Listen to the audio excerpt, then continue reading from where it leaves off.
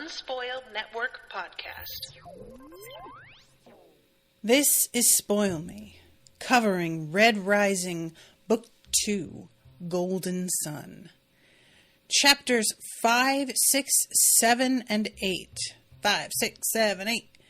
Abandoned, Icarus, The Afterbirth, and Scepter and Sword.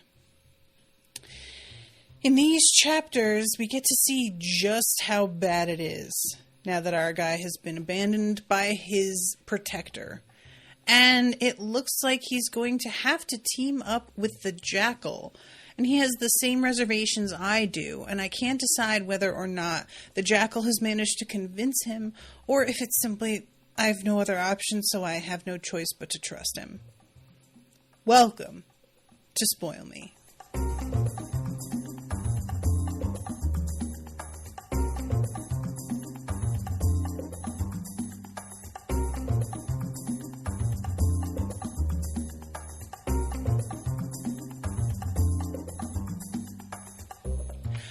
Welcome to the show, everyone. I am Natasha. Thank you very much to Ashley for commissioning this episode. What's up, Ashley? You guys, these chapters, again, I am so, I am really having my willpower tested by how much of a cliffhanger. Did you orchestrate this? I know that you have changed the number of chapters that I was originally going to read, and so probably this wasn't initially your intention. It may just be the rhythm of the way that this book is written, but it really feels personal at this point that I keep being stopped at moments when shit has really gone left, and it was an incredible amount of willpower and effort to stop myself from continuing to read after the end of chapter 8, because literally a bomb goes off and then it's just, oh, well, next week, I guess. Ouch. I hated it. You guys are really mean. So let's just get this bitch started. Chapter 5 starts off with the single sentence, "I will soon die." And I think that there's something that I hadn't adequately really noticed. When I consume this book, I often am listening to the audiobook, but not always. And the audiobook is read really, really slowly. So sometimes I'll have it a little bit sped up as well, which is not something I typically do. And every time that I take a break from the audiobook and decide to actually read the text, I'm struck by how short the sentences are. And also how this is all, again, in the same style as the Hunger Games, which I'm also covering with Rashawn. It's all present tense. But those are present tense sentences that have a much longer, more, what's the word I want? The prose has the same kind of tone that I'm used to. It's just present tense. Does that make sense? The way he writes here is present tense, but it's also clipped. And so there is a real immediacy to choosing to do both and have it be these really brief thoughts that they're absolutely connected, but there is a sense of them each being an individual thought that he is having at the moment. And they're seeing it actually typed out, and how there are very, very few commas. There are almost no semicolons, anything like that. It is end of sentence after a couple of words. I really think this works both for the style of the story that he's attempting to tell here and the character himself, who has a certain clarity to the way he thinks, but there's also just this underlying rage to everything. And I really appreciate it, and I wish that, and I'm wondering if maybe that's why it feels in the audiobook like he reads so slowly is because he is giving a pause to indicate the end of sentences. And it feels odd to listen to. It's one thing to read that, but hearing it, the rhythm feels strange, you know? But anyway, so we start this chapter off with everybody basically turning their backs, making fun of him, and there's a real sense of glee, not because anyone in particular holds what's going on against him. Like, no, there's no like personal grudge that everybody is excited to see meted out. It's more that he was flying so high, and I think that a lot of people are just really gratified that somebody who had shot upward in this meteoric way is being shown their place. You know, there's the group of people that he is amongst during all of this. These are kids that are very used to knowing where they stand. And they were thrust into the situation at the Institute where their blood, their being golds, doesn't matter. And I think that it makes them even more like he's a nobody within the golds, and he managed to basically outdo them all, and not just outdo them in terms of winning. He like took over Olympus. He did something that is truly legendary. And so I think that they may not have like a grudge against him exactly. Most people seem to actually respect him pretty well from what he had done. But once you see that somebody is going down, you're not going to fight it because he's up against a family that is just too well connected. So all there is to be done really is to like sit back and watch it happen and be glad it's not you. And I just really felt for him here. I felt for him in a sense about what's going on with Tactus, because you guys know I had a kind of vibe last book where he manages to bring Tactus on board even though he has attempted to rape this girl. And I was sort of like, I get wanting to like get everybody on the same page, but I also really feel like, do you want somebody who is capable of that on your side? Ultimately, for that scenario, he did, and it worked out. But color me completely unsurprised at the fact that Tactus turns out to be a little shit. And later on, there's a point at which this girl tells him, like, he is what his brothers made him. So evidently, he had some pretty fucked up, like, family relationships and does not trust people and lashes out to protect himself in a lot of ways. Does not excuse rape. I would just like to say that. And also, I feel like the sense for me of opportunism with him, he is definitely going to jump ship the moment anything begins to go down. He was somebody that had to be brought into the fold almost against his will. And so the fact that he isn't ride or die does not surprise me. But it seems to surprise Darrow. And I'm genuinely kind of like, why though, bruh? And I appreciated later on when the girl says, like, it's like flossing. I think she says flossing with a viper and then being surprised when it bites you. Yeah, you know, like, it's, I can understand feeling like you sort of have sympathy for somebody, or that you just want to get to know them beyond what they let you see because you have a sense that there's more to them under the surface. But that only goes so far. And then you've just got to, like, deal with the person that's actually standing in front of you. You know what I mean?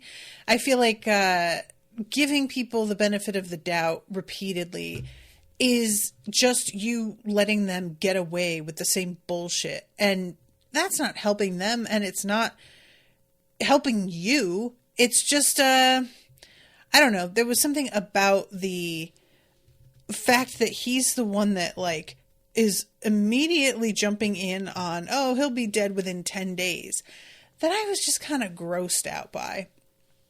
And also, the fact that at one point he says he emptied out like half his bank account to buy Tactus a Stradivarius?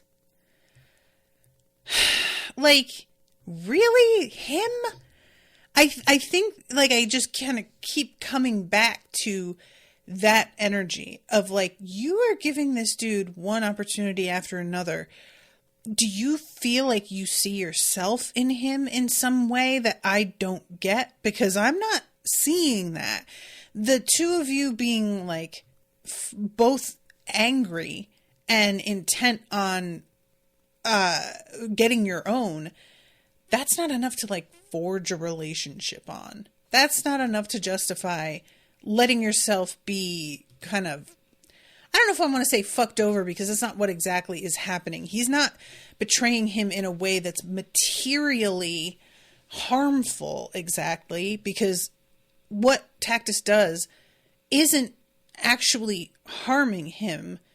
It's simply throwing in with the crowd that is on top, which happens to be everybody who is mocking him. And there's just, I don't know, I just really felt like frustrated with him here. Him being Darrow, not Tactus, because Tactus is just being exactly who I expected. So he says that he is heading to Luna, and they are going to be gathering to, they're going to be gathering there, and he has the opportunity to try and make himself look a little bit better to any prospective people who might want to employ him. And he is very aware he is fighting an uphill battle here, because he's somebody who got taken in by one of the most powerful people they have in their society, and was then cast aside. That isn't a good look. It's just, no matter what the reasoning for it is, you have a real job in front of you to convince people that you are worth looking at. And that's just if he were in a normal circumstance and had been fired. But that's not what he's dealing with. He has not been fired only. He has been dropped into a barrel of live snakes.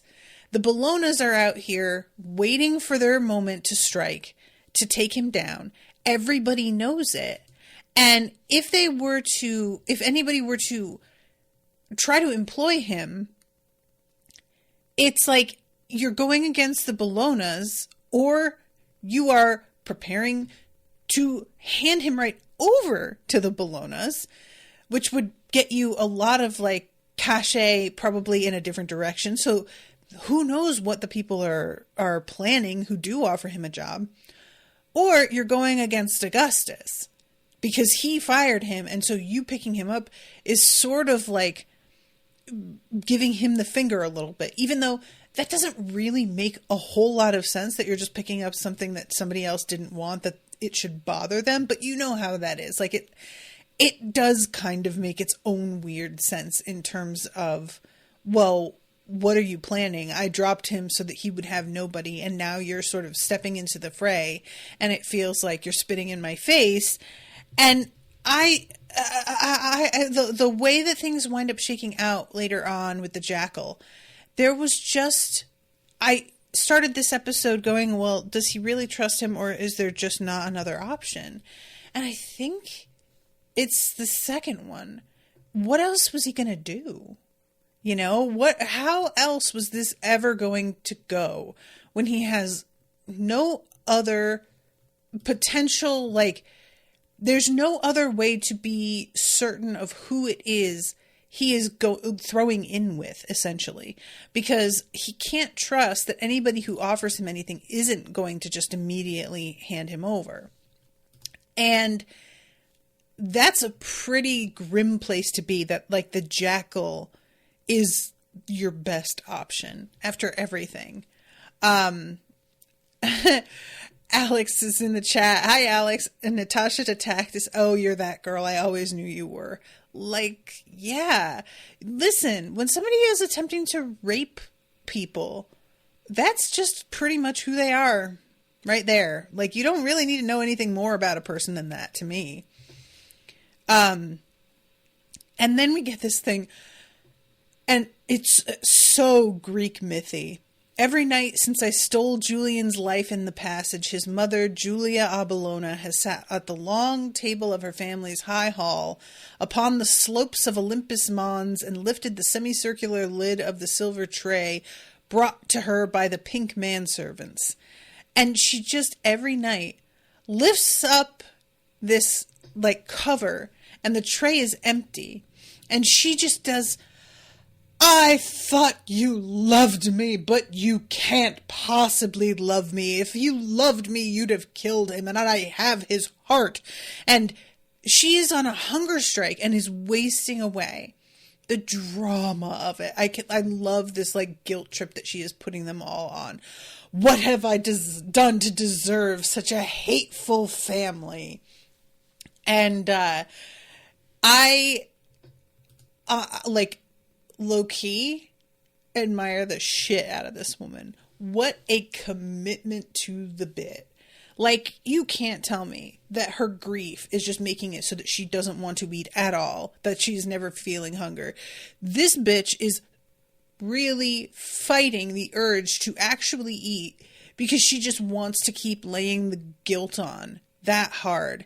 I am not saying that there's no grief involved. I am saying that that's not all this is. And there's just something about doing it that hard that I can't help but admire. I really do. So they're continuing to talk, and one of the Lancers says that it's going to be a duel.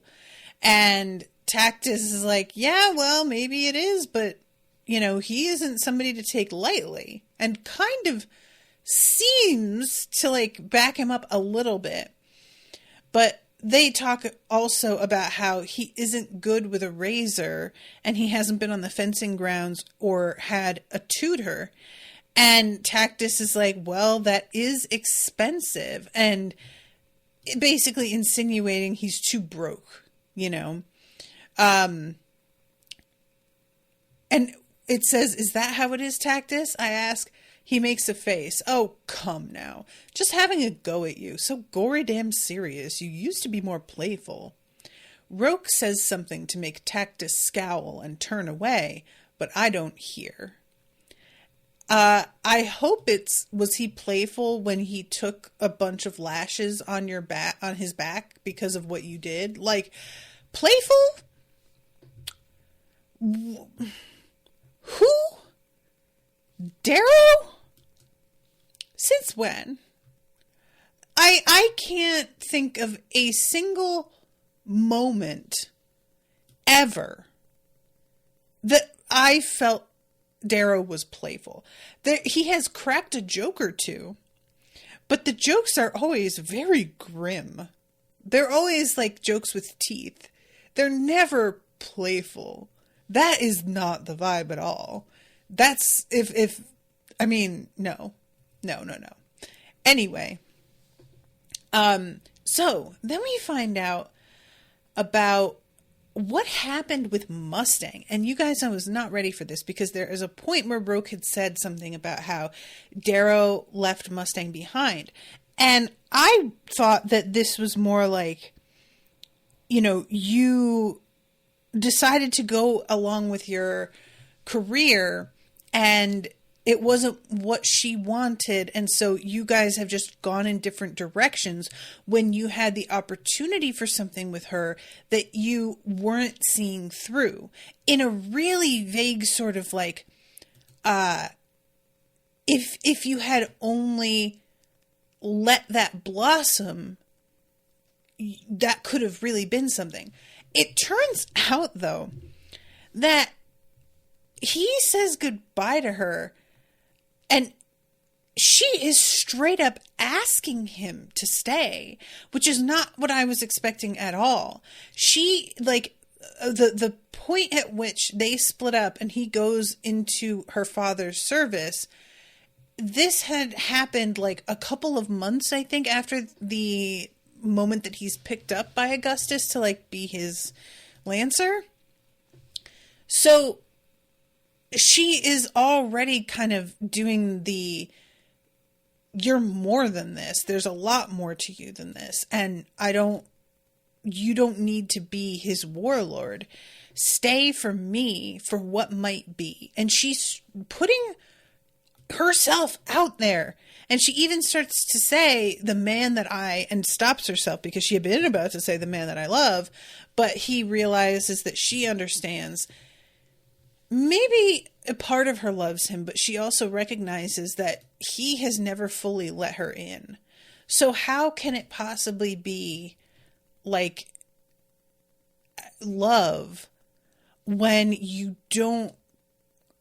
have never really gotten to have a complete connection with somebody? Does that count? And I really felt for her in this moment that she sees something in him. And because we know it's there also, and we know what it is that he is attempting to do. So the mission that he's on, it makes sense why he's following through with Augustus, but what she sees in him is genuine.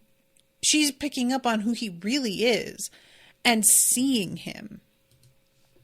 And it says, I don't fault her. She chose politics, governance, peace, which is what she thinks her people need. I chose the blade because it is what my people need. It fills me with a strange emptiness, knowing that I was enough for her when I was never enough for Io. And that really struck me. Because Io, like, he's saying that I was enough for her when I was never enough for Io. And I'm like, you were enough for Io. She saw the same thing in you that Mustang sees. It's not that you weren't enough. It's that she knew you had the capability to right wrongs and wanted you to, like, employ that. And you felt no drive. And Mustang is actually kind of saying the same thing to him that Io did. That, like, you don't need to just go out and be a killer. There are other options. And while she's pointing you in the direction of peace instead of, trying to turn you into somebody who's beginning a rebellion, it amounts to the same thing. So they both really felt this kinship with that aspect of him. And so far, in both cases, that has not been something that he has pursued while they have been around to see it. Io died before he finally decided to pick up this banner, and it wasn't even really picked up. He tried to die and was forced into this position. And granted, he could have still died, but he was given information to show him the extent to which they had been deceived. But I really, I do not think that any good would come of him telling Mustang who he really is. I keep thinking about this and, like, what are the possibilities when you care about somebody and you are meant to be someone who occupies this particular place in the society that you rule in? What happens if he tells her? And I just don't want to think about it because I feel like maybe there's a line in the sand. And if he were to tell her, it would cross that even for her, that she thinks of herself as forward thinking. But if that were to be put to the test a little bit more, maybe not that forward thinking. But I also don't know if there would be a way to prove who he used to be to any, like, if she were to tell on him, so to speak, would that be something that could be proven? I guess that there's the capture and like filling him full of drugs to make him tell the truth that we've heard about. But I don't know what kind of evidence they would need to initiate something like that. Probably with him, because he has no family, it wouldn't take much. They could probably do what they want with him in a way that they couldn't with somebody who has backing. So maybe that's just something that he's never going to be able to get off his chest, which sucks a little bit, you know? And he also mentions Severo here. And he says, I asked him to be stationed with me, then suddenly he was reassigned to Pluto, like many of the Howlers, relegated to protecting far construction operations from petty pirate raids. I now suspected Pliny's hand in that. I was calling him Pliny last episode, but the audiobook narrator says Pliny, and I'm just going to go ahead with that. And Roke is trying to... Like, Roke is a much more ride or die, which I was genuinely kind of impressed, because Roke doesn't have a whole lot of position to be using up some of his reputation on backing this guy who is in such a bad place. But he's doing it. And he says, other families are going to want you. Don't let tactics get into your head. The Bolognas won't make a move against you. Of course they won't. I lie. Violence isn't allowed in the Citadel, especially blood feuds. And I don't know how much, how much do they follow those rules? How much is that kind of thing something that can be, you know what I mean? How strict is that line? Can you just pay people off to look the other way? This feels like it very much is the kind of universe where that would be how it works. I don't know. And yeah, he says, I would ask my mother and father to bid for you, but they won't go against Augustus. And it ends with him saying, I'll be fine. And then we go to chapter 6, Icarus. On the horizon, just past the spiked spires of the Citadel's western campus, Earth hovers, swollen and blue, reminding me that I am so far from home. And just an interesting thing for Earth to not feel like home at all. You know, that's not your place, even though I feel like my instinct in writing something like this would be to feel some sort of kinship with the planet where it all began. But that's just not, like, it's too distant a connection for that to feel like it means anything to him, which makes a lot of sense. And let's see. The 1/6 gravity lets these Loonborn build to their heart's desire.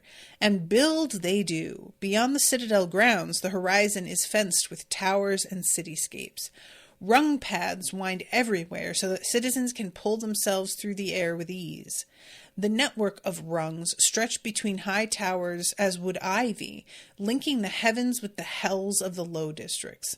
Along them, thousands of men and women crawl like ants on vines, while gray patrol skiffs buzz around the thoroughfares. You guys, that's the craziest sounding shit I have ever heard. What? Crawling? Pulling yourself along? I am trying to even picture this, and that just seems so deeply undignified. And I think that I'm picturing this the wrong way. That sounds bonkers. But I don't know. I don't know how that. I'm surprised that they don't have a way of creating a false gravity for a place as small as the moon. It's one thing for an entire planet to not, of course, but the moon is so small that you would really think that would be something that they could manage. Anyways, it does not matter, but that just really got my attention. So let's see. He asks Roke to play a game with him and just get his mind off things. He can't because he is going to this conference. And he says Regulus Augustus is giving the keynote, who turns out to be this guy Quicksilver. You heard the rumor about him owning the contracts of 2 Olympic knights? It's not rumor. least according to Mother, reminds me of what Augustus said to the sovereign at her coronation. A man is never too young to kill, never too wise, never too strong, but he can damn well be too rich. Arcos said that. No, I'm sure it was Augustus. Check your facts, brother. Law Arcos said that, and the sovereign turned to reply, you forget, Rage Knight, I am a woman. And we find out a little bit about the Rage Knight later on. And it turns out that he reached out to Darrow, and Darrow rejected him in favor of Augustus, which, like, to a point, I feel like there wasn't really much choice, because he made his declaration at the gathering before anybody else was even going to be able to, like, get their hands on him, which that was his choice to commit himself that quickly, and he made a tactical decision there. So I feel if the opportunities start to pour in after that, that just sucks for you. It's too late. You have committed, and if you decided you're going to back out of it in order to go off with somebody else, you're kind of humiliating the person who thought that they had you and declaring them like they will now see you as sort of an enemy. But there is a big part of me that was like, that sounds like a way better position. Rage Knight? For Darrow? Does that not sound exactly like what the fuck he already is? Yeah. Go ahead, dude. What are you doing? Like, again, I know, likely, there was just not a real choice in the matter for him. But I was just doing one of those, like, damn kind of faces, you know? So then we have him shown to his room, which is absolutely tiny. And it's unclear to me if this is meant to be a particular insult to him, or if it's simply like you are on the moon and space is at much more of a premium than you're used to. Because the way that he says, like, you're not in the capital anymore, I felt like was implying shit's just different here. But I know how everybody is hyper aware of Darrow's position. And I just keep thinking everything is sort of a pointed insult. And I don't know if I'm imagining that or not. And he's got Theodora with him. And this fucking pink that shows him the room is the biggest snot to her. It calls her useless because the point of pinks is that they are supposed to be beautiful and sexy. And she's old. So now that means that she has no use anymore. But she manages to point out to him that she is a rose. His face goes sheet white. Was. All petals wilt. But do tell me your name. I would so like to commend you to her for your hospitality. And there's just nothing like seeing somebody who's being a little bitch get told to back the fuck off. Very satisfying. Always nice to flex a little muscle, even if everything else is starting to droop. I was trying to think about if I were to cast actors, who I would cast for Theodora, and I can't decide. The person that I keep thinking of is just at the forefront of my mind right now because I'm covering sex education. But it's the woman who plays Jean, who played Dana Scully, whose like actual name I can't remember right now, because she is just like a very, she's extremely beautiful. She is older and she has like a real presence to her, and the position of being an advisor would sit well and believably on somebody like her. But I'm not sure if she's supposed to be as old as that actress is, or, you know, the fact that her face is specifically said to be lined, I'm thinking she is. But anyway, I follow Victra's Pink to her room's private terrace. And this girl, Victra, is the one that I find really like enjoyable in the way that she talks about Tactus, and also later on when the Jackal is talking about her, he basically says like, oh, she's not on anybody's side. She's just a fucking shit stirrer. Like, she just wants to throw everything into chaos and stand back and see what happens. She likes drama. And I am very here for that kind of energy, especially in a place that is so rife with like people who take themselves extremely seriously, who are so prideful. This kind of bitch who's just like, oh, I don't really care who wins. I just want to see you guys slap fight. That's all I really am here for. Fucking same, girl. Truly, like, yeah, that's my entire vibe at this point. And she says, I find you very odd, or at least I find your choice in friends to be odd. You've always kept me at arm's length while bringing Tactus and Roke close. I understand Roke, even if he is as soft as butter. But Tactus? And he tells her the story about the Stradivarius and that he looked at it and was like, why are you giving this to me? And then eventually he finds out that Tactus sold it for hookers and blow, basically, was what he says. He's what his brothers made him to be, she notes, hesitating as if reluctant to share her information with me. When do you think he's ever received something without someone wanting something in return? You made him uncomfortable. Why do you think I'm wary with you? It's because you always want something, Victra, just like your sister. I thought it might be Antonia. She's always ruining things.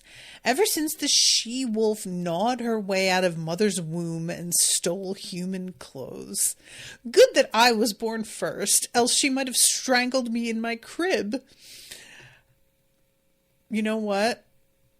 This is going to be how I think of Antonia forever now. Is that, like, she's not even really fully human. She's just some weird creature. Because she's awful. Like, Antonia fucking sucks.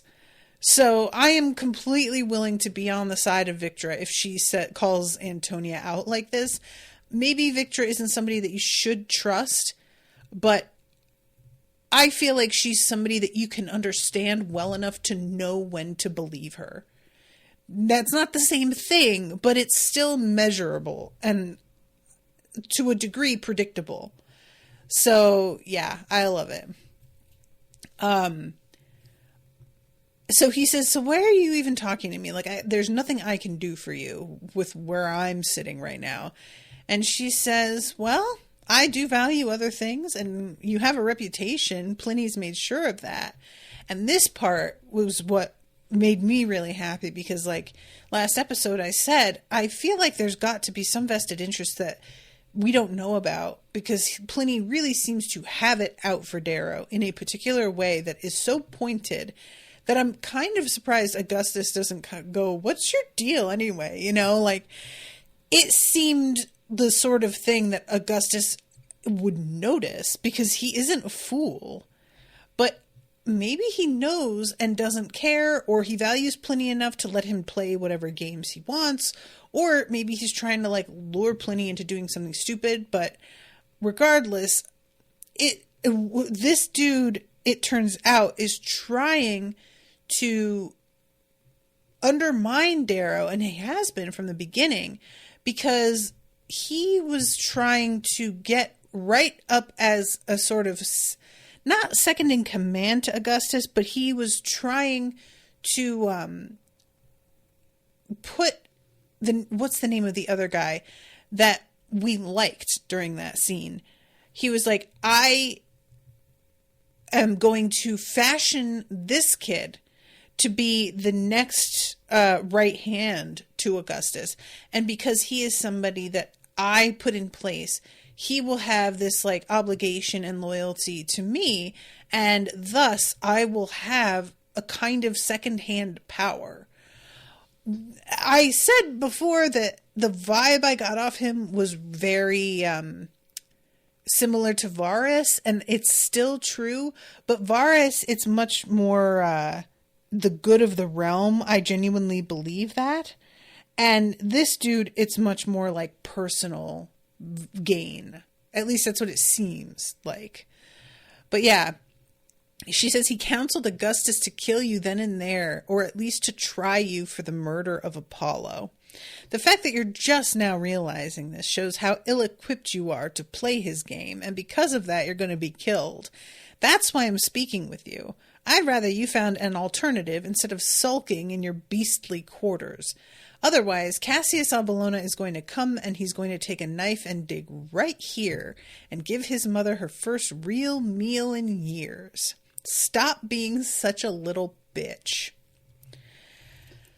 So, you know, she suggests you leave and do it secretly so that people aren't aware that you are going to be vulnerable. And at first he thinks she's trying to set him up. And she's like, dude, I could, but I'm not interested in like playing that particular kind of game. If I were your enemy, if that ever happens, you'll know. I will tell you. I'll explain why. And the whole thing is basically her ensuring that she doesn't lie about these things. Then stay, Reaper. Trust in chance. Trust in friends. Hide here till someone buys your contract and pray they didn't just do it to serve you up to the Bologna. And that's when he's like, all right, I guess you do have a point. But I love when she says trust in friends, and that's italicized, because he keeps wanting things to like work in this part of his life the way that they did at the Institute. And that's just, it's not the same sort of scenario. And she's right about him not seeming to understand like the political nature of things. So he is just trying to get the world to operate in a way he can comprehend. And he's out in a different landscape now, and he's not adapting. And he has really got to fucking like start to understand the way this all works. And you can still be a blunt instrument in ways, but that can't be all you are. And the connections that everybody else was frustrated to not be able to take advantage of when they were in the Institute, and the fact that their blood didn't matter, it was really fun for him because he didn't have those kinds of connections either way. So it was a completely level playing field where it's just merit, allegedly, except that it wasn't, but you know what I'm saying. And now here he's back out and seeing how the reason why they were so dependent on that. And it's because it does fucking matter out here. This is the totally different universe. And I need him to start to fucking catch up. He is not getting it. And he is going to wind up in a bad spot because he isn't trying to learn a new way to be. And thinks that by kind of holding himself apart, that this superiority that he feels to the entire scenario, it's everybody can feel that coming off him, but he doesn't apparently have any reason to feel that way. There's nothing to back that up. So it just seems like empty bravado, which it is at this point, you know? So, he is disguised to look like a obsidian. And, and you know what, guys? I had talked, and I'm not really like talking myself into believing this exactly, but I wanted to address it. So last episode, I mentioned how uncomfortable I was with the whole like obsidians are just like very physical, monstrous soldiers. And that I was just like, there just feels like there's something really racist about that. And then I started to think about the fact that like Reds are coded as having at one point been based on like the Irish. And I was realizing, oh, well, maybe that's the point, that they performed eugenics and obsidians were bred by racists. Like that, maybe that's entirely purposeful. And I don't know if that's ever going to be specifically addressed, but it didn't occur to me until after. I was like, well, maybe the fact that it is racist is like the meaning here, because there is like a sort of slur to calling Irish Reds as well. And it fucking lines up a little bit. I haven't looked at like the other casts and whether their colors seem to align with any particular like country or racial phenotype or anything. So I don't know if that goes any further there, but I just thought I would mention that here because it occurred to me.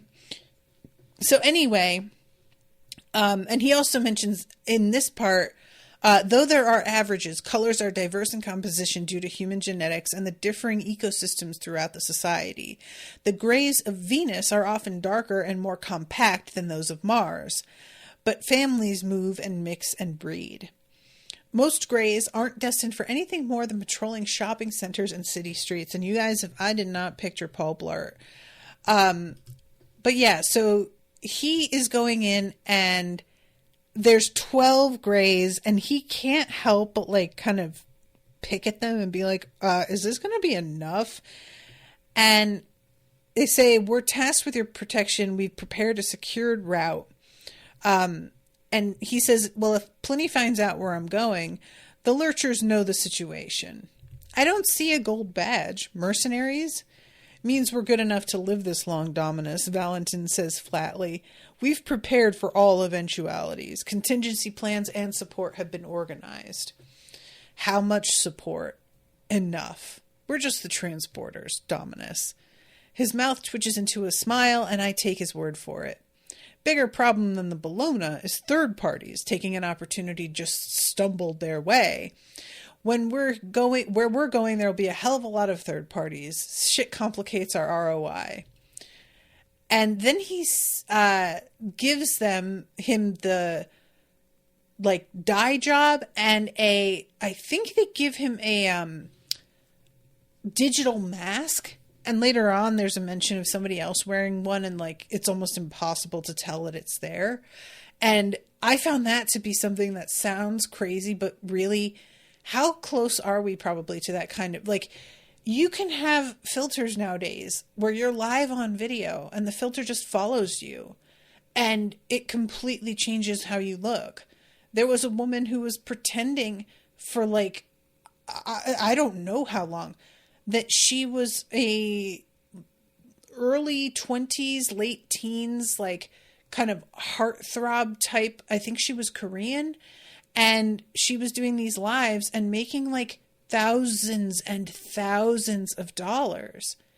And finally one day that filter stuttered and everybody saw that she was in her late 40s and short and fat and not glamorous at all. And she lost all this money and all these followers and stuff. But she had been able to pull that off for a long time. And this sort of thing doesn't seem like it would be digital makeup, basically, but something that actually can be worn. Doesn't feel like it's all that far off. And this is when they say Icarus is on the moon. On the moon. He is on the moon.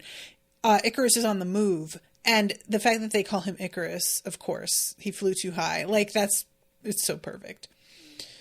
So, they head into what amounts to the cantina, which is how I'm always going to think of it. But on the way, he sees an alley where gray police are standing over arrested brown vandals who covered an apartment complex with the image of a hanging girl, my wife. And he has to kind of work to control himself. It does the effect of this being such a symbol for people bothers him. And this sentence, how cruel a life that the sight of my dead wife means hope. I was like, that's a really good way of saying that. That's brutal. So he goes into this place, and the vibe out here compared to the places he has been, the humid air is thick with the sweet musk of rot and the charred soot of burning garbage. Hawkers cry out wares from cracked sidewalks, clogged with reds, browns, grays, and oranges of all species. Urchin, invalid, working class, gangers, tweakers, mothers, fathers, beggars, cripples, children, the lost. EO would say, this is the hell they've built their heaven upon. And she'd be right. Gazing up, I see more than half a kilometer of tenement buildings before the polluted haze makes a ceiling for the human jungle. Clotheslines and electrical lines crisscross overhead like vines. This sight is hopeless. What is there to change here but everything? That is the fucking energy I have carried the past few years, and that's what has been like wearing me down. The more I learn, the more it feels like absolutely nothing is okay. And it makes you feel like you just don't know where to start. And it's so much, and it's just the hopelessness of it, you know? And I can't help but feel like there's some tactic to that I am falling for. You know what I mean? But that's a whole other conversation. The sigils on my hands are covered with obsidian prosthetics. My hair is white, eyes black, skin made paler with cosmetics. Victra and I are too large to pass for any other color. Fortunately, the obsidians, though rarer than other low colors, are not out of place down here. So I follow Valentine to a table in an alcove near the back of the hall where a young man lounges behind a pack of mercenaries and a single obsidian. A deep silence fills me as I watch the obsidians stand and leave the table to sit at an adjacent one. Others eye him too before remembering themselves and looking down at their drinks, like water birds as a crocodile glides past. The obsidian is a foot taller than I, and the whole of his face is tattooed with a skull, stained. So much for a low profile.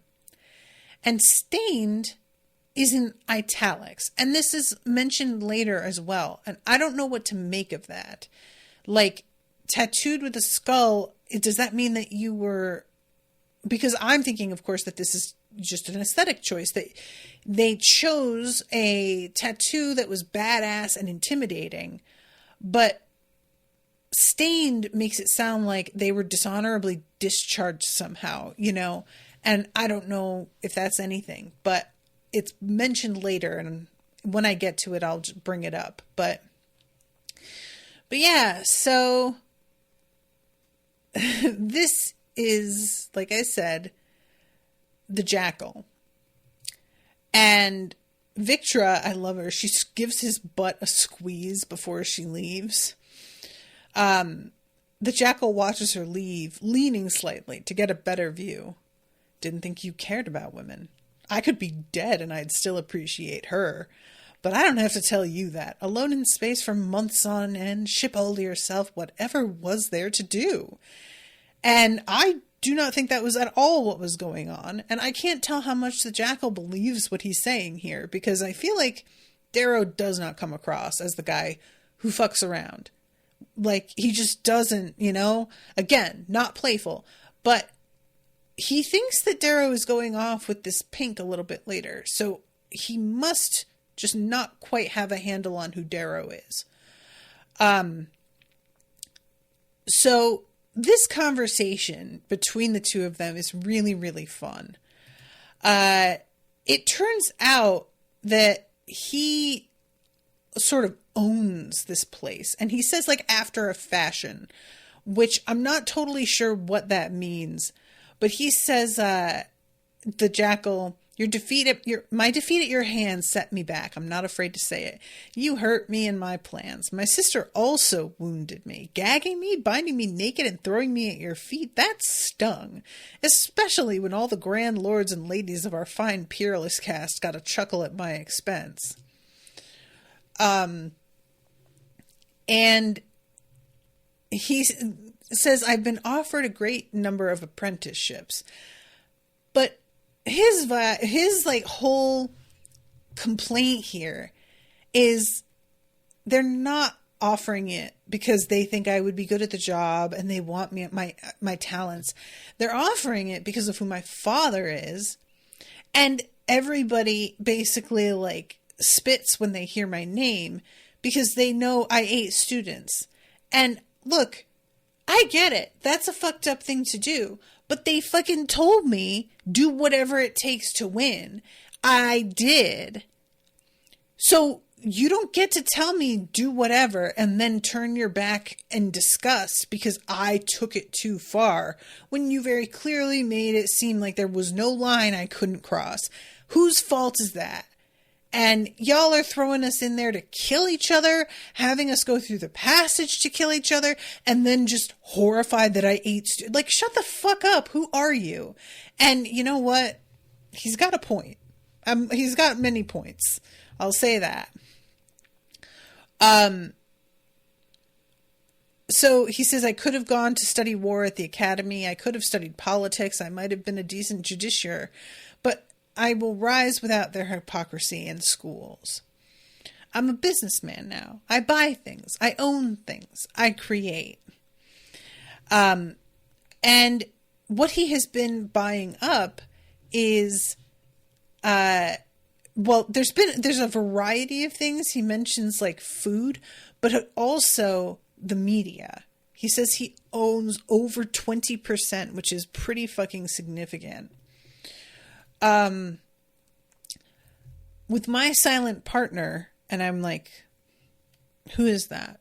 That's not Victra. I own nearly 30.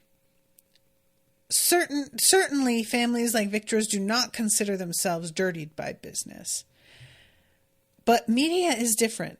Slimy. Leave that to Quicksilver and his ilk. So why would someone with my lineage dirty their hands with it? Well, I want you to imagine media as a pipeline to a city in the desert. Our metaphorical desert. I can provide only 30% of the content of what comes through that pipeline, but I can affect 100% of it. My water contaminates the rest. That's the nature of media. Do you want this city in the desert to hallucinate? Do I want its inhabitants to writhe in pain? Do I want them to rise up? It all starts with what I want. And at this point, Darrow says, and what do you want? And he says, your head. And there's this like paragraph about, there's a childishness to him, a curiosity, despite the ancient cast of his eyes, that makes him feel like a perversity. It's not that I feel cruelty and evil radiating from him. It's the feeling that crept over me when Mustang told me how, as a boy, he killed a baby lion because he wanted to see its insides to understand how it worked. You have a weird sense of humor. I know, but I'm so glad you get my jokes. So many prickly peerless these days. Duels, honor, blood, all because they're bored. It's so gory damn tedious. I brought you here because Pliny is an enemy of mine. He's made my life very difficult. He even penetrated my harem. Do you know how many spies of his I've had to kill? I went through so many servants. And later on, there's a mention of like that the Jackal has killed a bunch of our people by what's her name who shows up. And I don't know if that's who, like, he's thinking that these are Pliny's spies, but actually they're sons of Ares. But curious about it. Very, very curious. And that's where the Jackal is heading, is that he wants to take down the sons of Ares. And of course, Darrow is sort of like trying to do, well, they don't seem like they're even that big a problem. And he's assuring Darrow that everybody's trying to play down what kind of a problem they are, but they are. And look, I am not somebody who does good on camera, and I don't inspire people. I need you to like be the face of things for me. They will look at you and see a cleansing knife, a new dawn for a second golden age. And it's really kind of funny that he has been treated, in my opinion, very similarly to how Io treated him by Mustang. And now he's got this proposition coming from the Jackal, which is basically the same proposition that he was getting from the Sons of Ares. Like, what are the odds of this? And he says, they'll ask, stop a gold anywhere and ask, I have no reputation. The only thing I inspire is laughter. Cassius was shamed, the Jackal says, in irritation. He was pissed on, beaten at the Institute, embarrassed. Now he's the deadliest dueler on Luna. He fought any that would contest his worth, and now he's the Sovereign's favorite new pet. Did you know the old crow is making him an Olympic knight? So basically, you can come back from that. If he could, you can. So eventually he's like, how can I trust you? You killed Pax. And I was like, what do you mean? How can you trust? Pax wasn't his friend. And he says that exact thing. Pax and I had never met. He was in my way. And I was just like, yeah, like, I get you think, oh, you betrayed me and killed my guy. Why would he give a shit about that? That's nothing. That's not even like about loyalty or trust. You guys were on the opposite side of things in the midst of that. You know you were. But it's just because he's holding a grudge about it, which I'm not mad at. It's just him. He's not being like logical in this moment to me. And he brings up Mustang, and I love this when the Jackal's just like, do you want to know how she's doing? Do you want to know who she's fucking? And he's like, no. You know what? No, I don't. Thank you. But I would rather not. So he decides, all right, I'm going to go for this. And the Jackal's like, all right, cool. I have a guy for you that you need to kill. And that's going to get you into somebody's favor. And Darrow's like, oh, now you want me out here seducing women? And he's like, not women, no. But Darrow, he says Tactus might be better for this. And I was like, wait, is Tactus meant to be gay? He's not, is he? Or is that just meant to be a joke? Maybe he's just meant like making a like little funny. Because the way he says it, there's no sense of it being a joke as he says it, but the Jackal does giggle. So maybe it was supposed to just be kind of like, how about him instead, you know?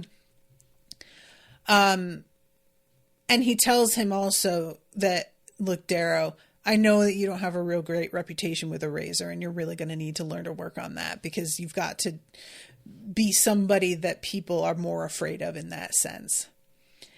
And this is when, what do you call it? The girl from Mickey's, Evie, she turns up and has clearly gotten away from Mickey. And when his name is used, she can see past this like disguise and knows who Darrow is right away. And eventually he goes upstairs with her and he's going to just talk, but she has to be sort of like convinced because she tells the Jackal, like, I don't do slaves because he looks like an obsidian. And the Jackal like twists her finger and really hurts her. And says, like, yeah, you fucking will do what you're told. So they go upstairs and he, like, there's suddenly completely surrounded by all of these rebels.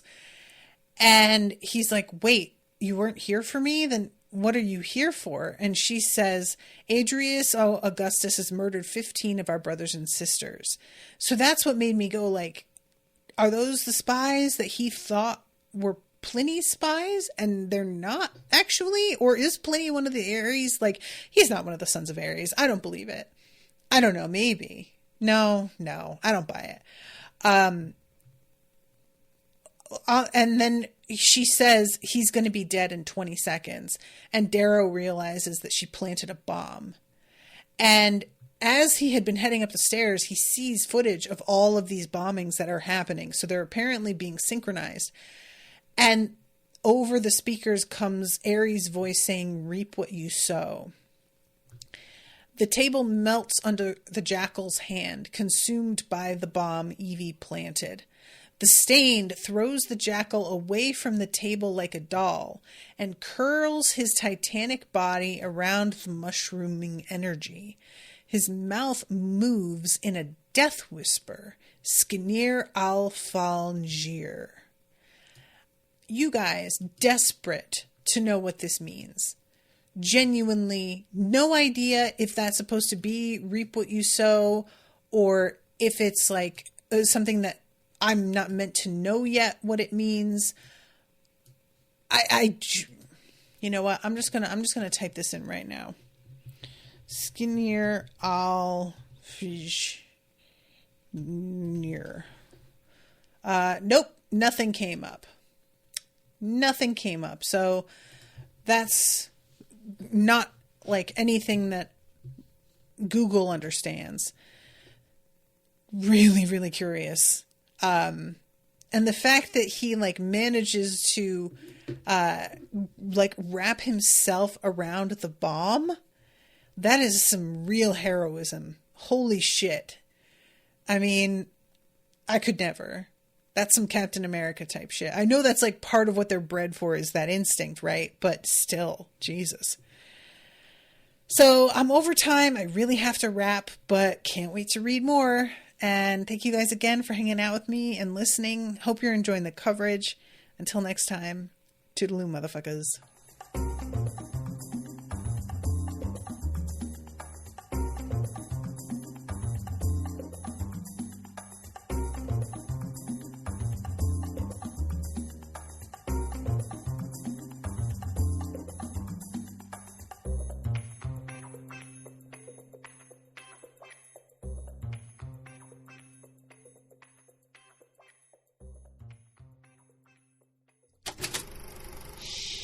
That was an Unspoiled Network podcast.